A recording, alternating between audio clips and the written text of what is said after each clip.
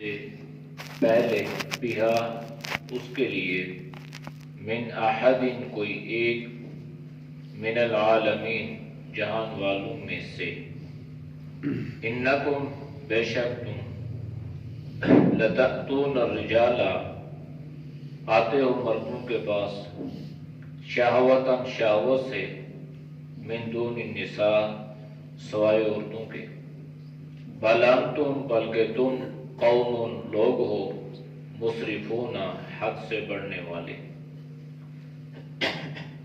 وما کان جوابا اور نہ تھا جواب قوم ہی ان کی قوم کے پاس الا مگر یہ ان قالوا کہ انہوں نے کہا اخرجوہم اس کو نکالو من قریتکم اپنے شہر سے انہم بے شک وہ اناس لوگ ہیں یتطہرون صاف ستھرے فانجیناہ پس ہم نے اسے نجات دی وَأَهْلَهُ اور اس کے گھر والوں کو إِلَّا امْرَأَتَهُ مگر اس کی بیوی کانت تھی من الغابرین رہ جانے والوں میں سے وَأَمْطَرْنَا اور ہم نے پتھر برسائے علیہم ان پر مطرا پتھروں کا برسانا فانظر پس دیکھو کیفا کیسے کانا ہوا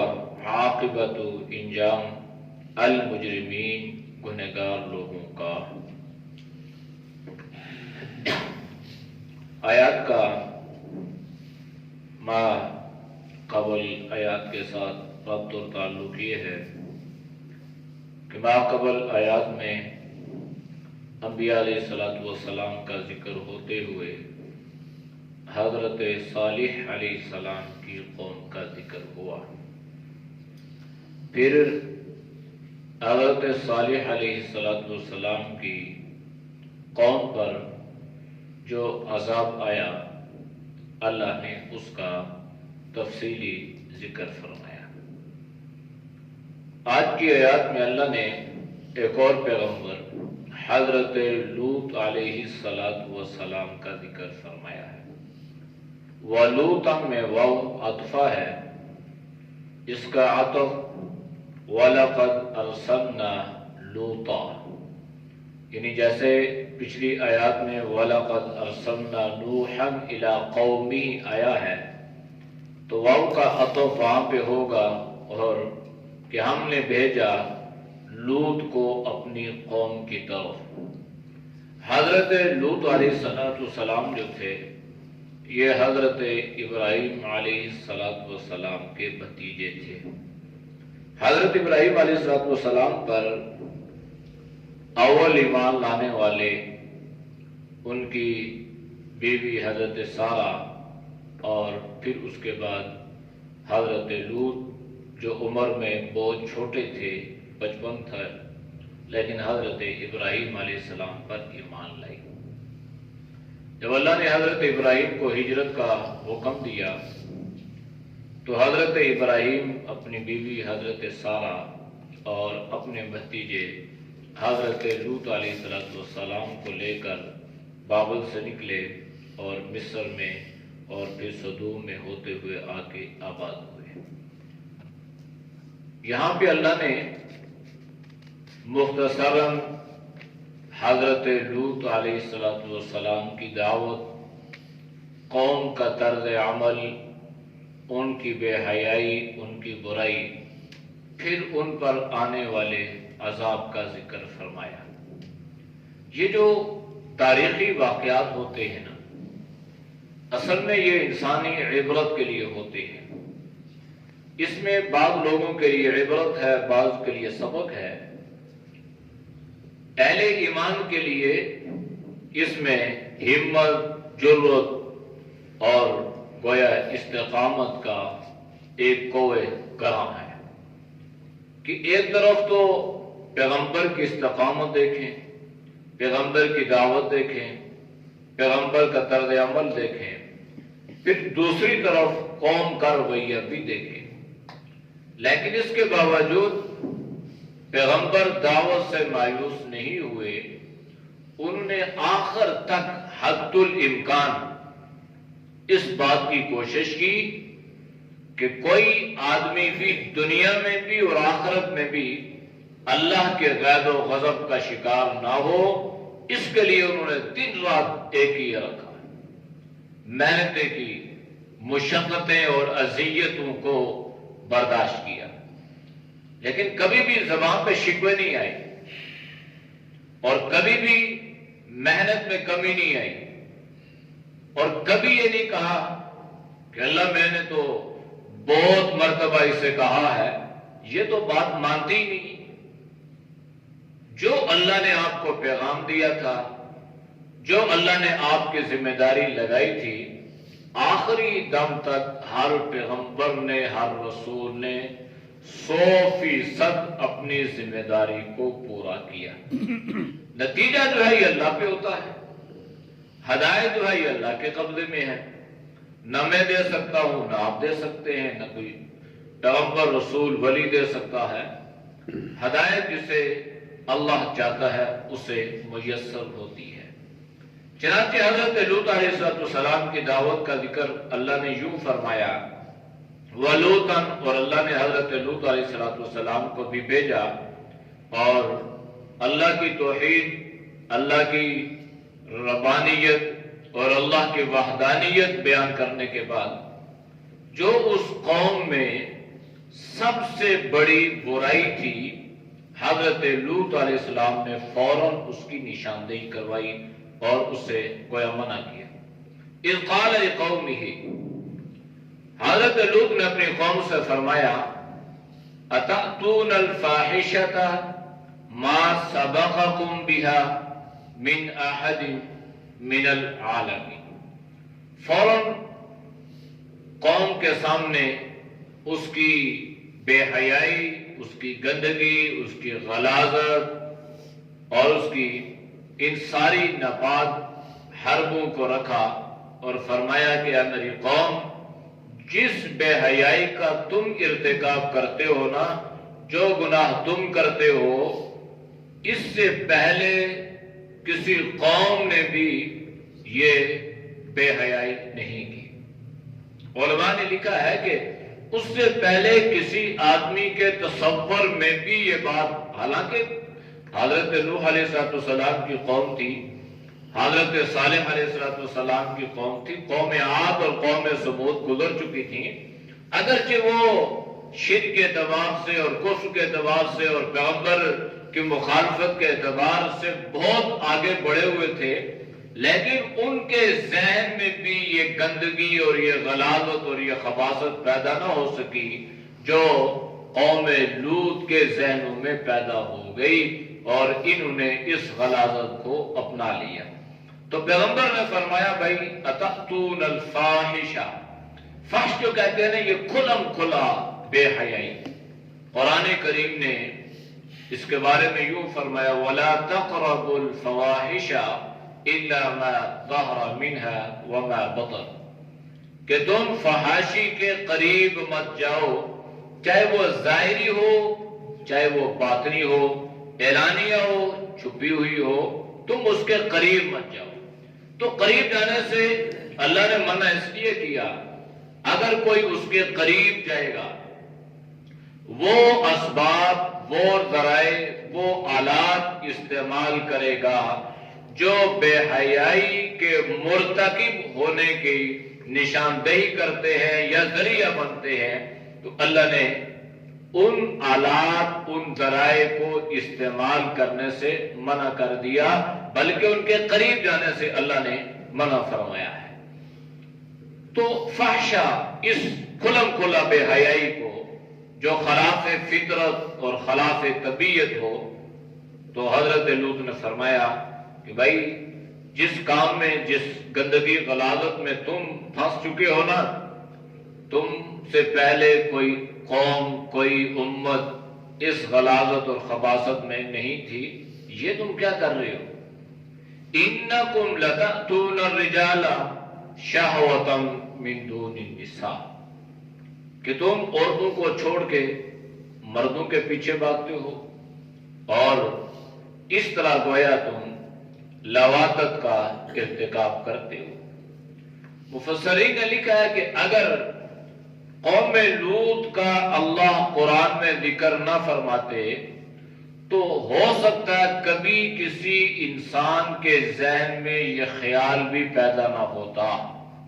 यानी एक इंसान की सोच होती है ना, एक तसव्वुर होता है, ख्यालात होते हैं, ख्वाहिशात होती हैं, गंदी हो या अच्छी हो, लेकिन उसकी भी एक हद होती है।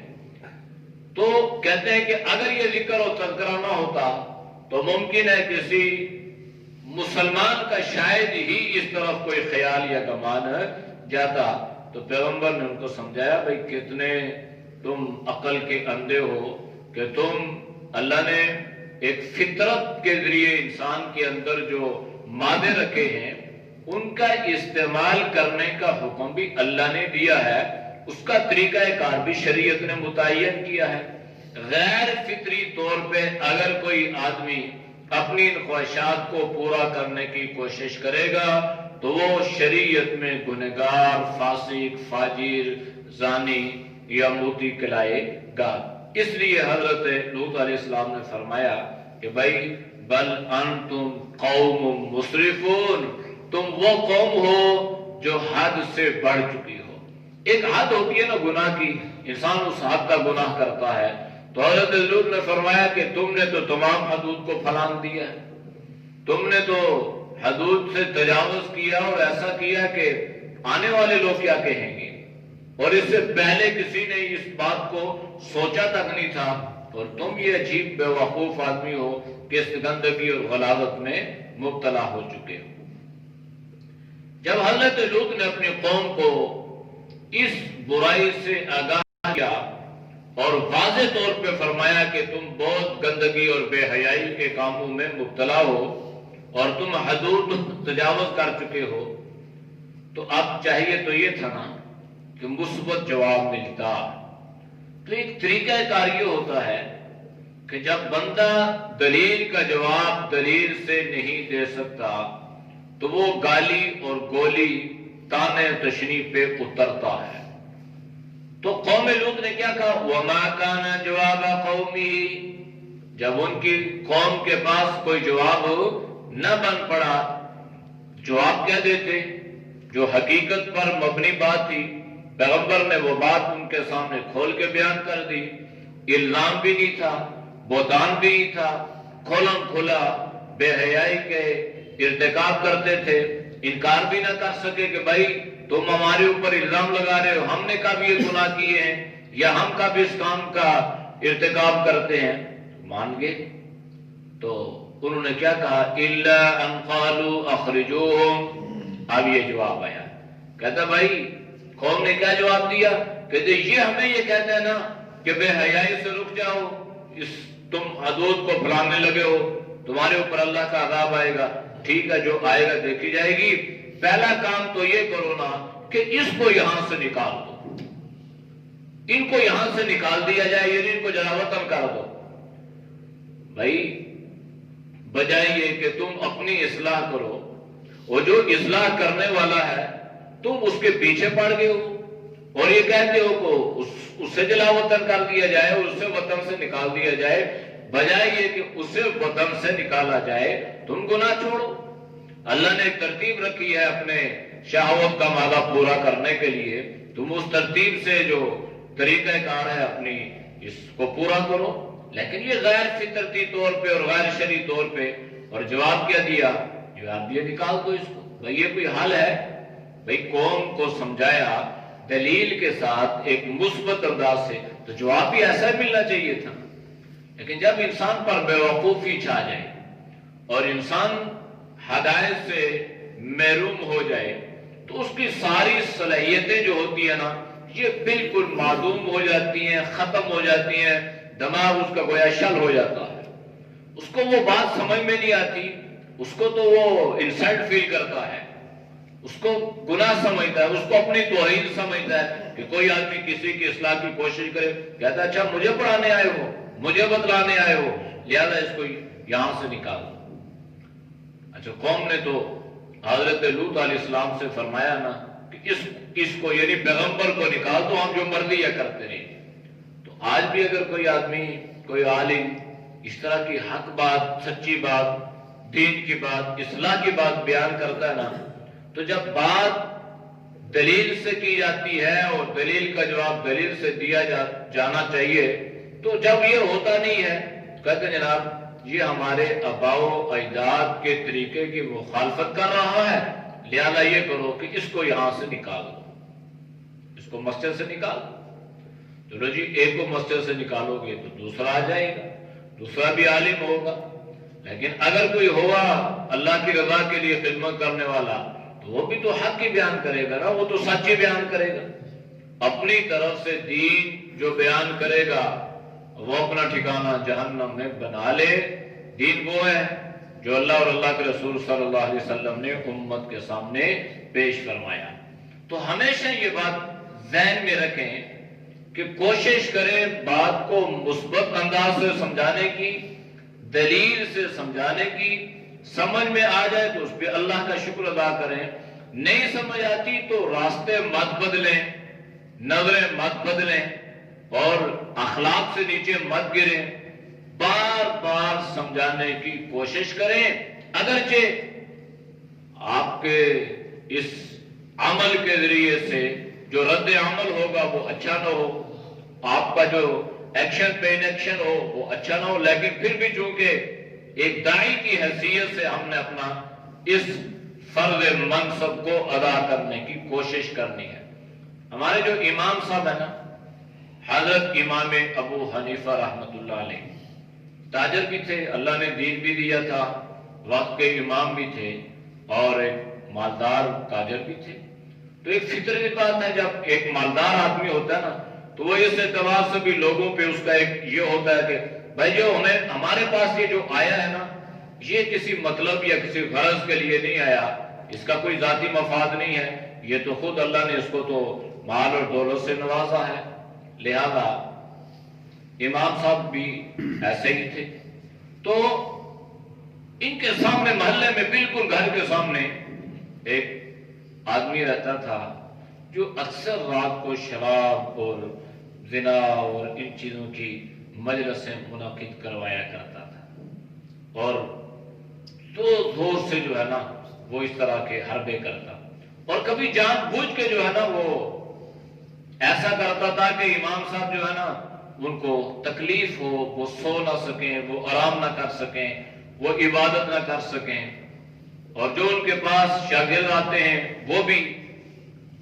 تو ایک دن اللہ کا کرنا یہ ہوا کہ یہ جب حد سے تجاوز اس نے کیا نا تو محلے والوں نے شکایت لگائی، اور پولیس، محکمہ پولیس جو تھی نا ان کو پکڑ کے لے گئی۔ اور یہ جو پولیس کا محکمہ نا یہ نیا نہیں ہے، یہ اس کا اجرا حضرت امیر معاویہ رضی اللہ تعالی عنہ نے فرمایا تھا باقاعدہ طور پہ۔ تو جو آئے اور لوگوں نے شکایت کی محلے والوں نے کہ بھائی یہ آدمی حدود سے تجاوز کر رہا ہے، یہ دن رات اس نے مذاق بنایا ہوا ہے، سونے نہیں دیتا، اگر اس نے یہ کام کرنا ہی ہے تو کسی اور جگہ چلا جائے، محلے سے باہر چلا جائے۔ پولیس اس کو پکڑ کے لے گئی۔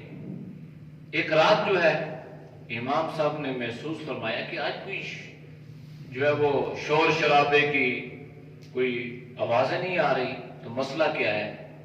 تو انہوں نے کسی کو بھجوایا ہوگا یا معلوم کروایا، تو پتہ چلا کہ بھائی اس کو تو پولیس اٹھا کے لے گئی، کوتوال اس زمانے میں کہتے تھے، اس کو تو وہ اٹھا کے لے گئی۔ تو اب صبح جب ہوئی نا، امام صاحب نے فجر کی نماز پڑھی اور اس کے بعد جو اپنے ان کا معمول تھا وہ اس سے ہٹ گئے اور سیدھے جو ہے وہ تھانے پہنچے۔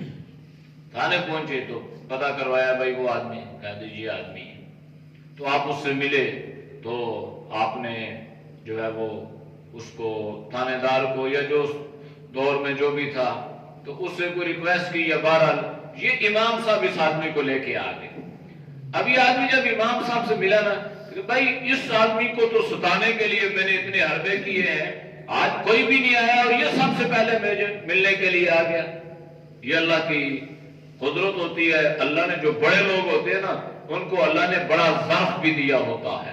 یہ ہم جو چھوٹی چھوٹی باتوں پہ ناراض ہو جاتے ہیں اور بد اخلاقی کا مظاہرہ کرتے ہیں، یہ ہمارے معیار ہی اتنا ہے، ہمارا سٹیٹس ہی اتنا ہے، ہمارے ظرف ہی اتنے ہیں. تو جو علم کے اعتبار سے جتنا بڑا ہوگا، تقوی طہارت کے اعتبار سے جتنا بڑا ہوگا، اس کا ظرف بھی اتنا بڑا ہوگا. بظاہر وہ کام اس کا کیا تھا، لوگ اس سے نفرت کرتے، لیکن اب اسی کے لیے امام صاحب اس کو چھڑوانے چلے گئے، اس کی ضمانت کروائی، جو بھی کرا، امام صاحب جو ہے اس کو لے کے آ گئے. اب جب امام صاحب اس کو لے کے آ رہے ہیں نا، اب تھے تو تاجر نا، ایک نام تو اس اعتبار سے بھی تھا کہ مالدار آدمی ہے، لوگوں کی خدمتیں کرتے ہیں، لوگوں کو اپنے جیب سے دیتے ہیں، لیتے نہیں ہیں جیسے آج کل یہ زمانہ چل رہا ہے.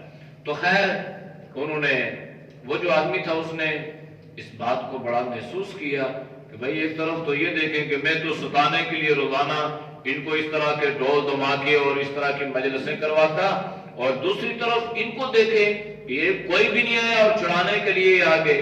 تو وہ امام صاحب کے پاؤں میں گر پڑا ہے اور معافی مانگنے گا اور کہنے لگا کہ حضرت آپ مجھے معاف کر دیں، آج مجھے پتا چلا کہ جو اللہ والے ہوتے ہیں نا، تو اللہ نے ان کا ظرف بھی اتنا بڑا بنایا ہوتا ہے. وہ بدلے نہیں لیتے، وہ انتقام نہیں لیتے، بلکہ وہ امت کی فکر کرتے ہیں. آپ نے میری فکر کی، آپ نے میرے لیے دعائیں کی، اور آپ نے میرے لیے زحمت کی، آپ خود چل کے آئے اور مجھے آپ نے جو ہے میری ضمانت کروائی، مجھے چھڑایا. تو اس نے جو ہے امام صاحب سے معافی بھی مانگی اور وعدہ بھی کیا، اور اس کے بعد وہ امام صاحب کے حلقے میں آنے لگا، یہاں تک کہ اللہ پاک نے اس کو امام صاحب کے خاص شاگردوں میں شامل فرما دیا. تو یہ کیا ہے، یہ ایک ظرف کی بات بتا رہا ہوں نا، کہ ہم کہتے ہیں نہیں جی میں تو اس کے منہ نہیں لگتا، میں تو اس کو دیکھتا ہی نہیں ہوں. نہیں، دیکھنا بھی ہے، منہ بھی لگنا ہے، اور دلیل سے اس کو سمجھانے کی کوشش کرنی ہے، ساتھ اللہ سے اس کے لیے ہدایت کی دعا بھی کرنی ہے کہ اللہ یہ گمراہی کی دلدل میں پھنستا جا رہا ہے، اللہ تو اسے ہدایت بھی عطا کر دے. تو حضرت لوط نے قوم کو سمجھایا بڑے مثبت انداز سے، پیارے انداز سے، قوم کی برائی ان کے سامنے رکھی، طریقہ کار ان کو بتلایا. سب کچھ کرنے کے باوجود قوم نے کہا بھائی نہیں، یہ آدمی جو ہے نا یہ بڑا پاک صاف بنتا ہے، بڑے ستھرے بنتے ہیں، جیسے آج کل بچہ جی وہ بڑا دیندار بنتا ہے، وہ بڑا ایسے بنتا ہے، ٹھیک ہے، تو اس کو کیا تک، اس کو کون چلا جائے گھر سے؟ اس نے اگر یہ کام کرنا ہے تو اس کو یہاں رہنے کی ضرورت نہیں ہے، وہ کہیں اور جا کے یہ کام، اس طرح کی باتیں.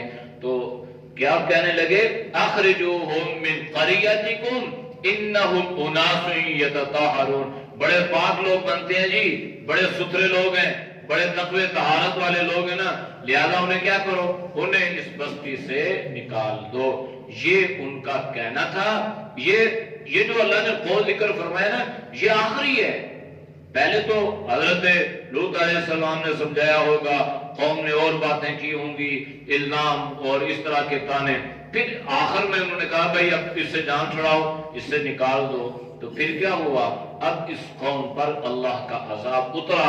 اللہ کیا فرما رہے ہیں، فَأَنْجَيْنَاهُ، ہم نے حضرت لوط کو بھی نجات دی، وَأَهْلَهُ، اور ان کے گھر والوں کو بھی، إِلَّا امْرَأَتَهُ، مگر ان کے گھر والوں میں ان کی بیوی داخل نہیں. یہ بھی اللہ کی کرنی دیکھیں، اللہ کی قدرت دیکھیں کہ خاوند جو شوہر جو ہے وہ پیغمبر ہے، اللہ کا نبی ہے، اور بیوی جو ہے وہ مشرکہ کافرہ ہے. تو کیا معلوم ہوا، معلوم یہ ہوا کہ ہدایت اگر نبی کے ہاتھ میں ہوتی تو بیوی کو ہدایت ملتی، بیوی کبھی گمراہی میں نہ جاتی. ہدایت اگر پیغمبر کے ہاتھ میں ہوتی تو بیٹا کبھی غرق نہ ہوتا، تباہ نہ ہوتا، بیٹے کو ہدایت ملتی.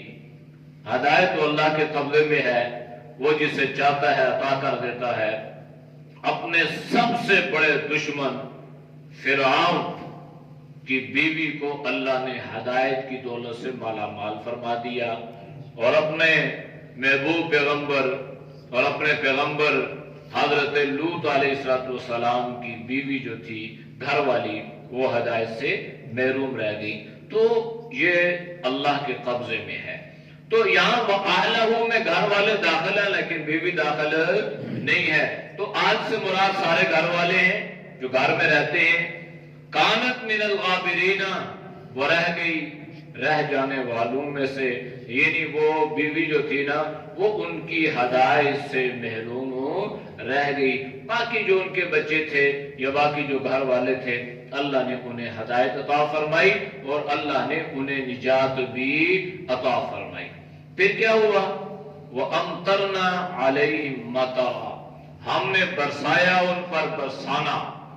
قرآن کریم میں اللہ نے ایک دوسری صورت میں 12ویں پارے میں اللہ نے اس کا تفصیلا ذکر فرمایا.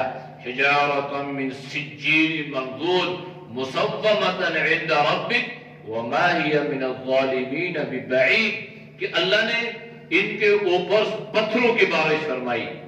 یعنی جتنا سخت عذاب اس قوم لوط پہ آیا نا اپنے گناہ کی وجہ سے، لواطت کی وجہ سے، باقیوں پر بھی عذاب آئے. اپنی اپنی جگہ ایک عذاب بہت بڑی حیثیت رکھتا تھا، لیکن سب سے عبرتناک عذاب جو تھا نا وہ اس قوم لوط کا تھا کہ گویا اللہ نے اس طور پہ ان کو ہلاک فرمایا. وَأَمْطَرْنَا عَلَيْهِمْ مَطَرًا فَانظُرْ كَيْفَ كَانَ عَاقِبَةُ الْمُجْرِمِينَ. دیکھیں جو مجرم ہوگا نا اس کا انجام کیا ہوگا. انجام ایک متقی کا ہے اور ایک مجرم کا ہے. متقی کا انجام دنیا میں بھی درست، آخرت میں بھی صحیح، اور مجرم کا جو انجام ہے وہ دنیا میں بھی عبرتناک اور آخرت میں ہمیشہ کے لیے ذلت اور رسوائی. تو اللہ نے فرمایا دیکھیے ان کا کیا انجام ہوا. تو اس لیے اللہ نے یہ جو دیکھیے میں فرمایا نا کہ اپنے آپ کو ایسے گناہوں سے بچانا ہے کہ ان گناہوں پہ چل کر لوگ اللہ کے غیظ و غضب کا شکار ہو گئے. اگر انہی راستوں پہ لوگ چلیں گے تو وہ غیظ و غضب کا، اللہ کے غیظ و غضب کا شکار ہو جائیں گے. اعوذ باللہ من الشیطان الرجیم. بسم اللہ الرحمن الرحیم. وَلُوطًا إِذْ قَالَ لِقَوْمِهِ أَتَأْتُونَ الْفَاحِشَةَ مَا سَبَقَكُم بِهَا مِنْ أَحَدٍ مِنَ الْعَالَمِينَ إِنَّكُمْ لَتَأْتُونَ الرِّجَالَ شَهْوَةً مِنْ دون النساء بل أنتم قوم مسرفون. وما كان جواب قومه إلا أن قالوا أخرجوهم من قريتكم إنهم أناس يتطهرون. فأنجيناه وأهله إلا امرأته كانت من الغابرين. وأمطرنا عليهم مطرا فانظر كيف كان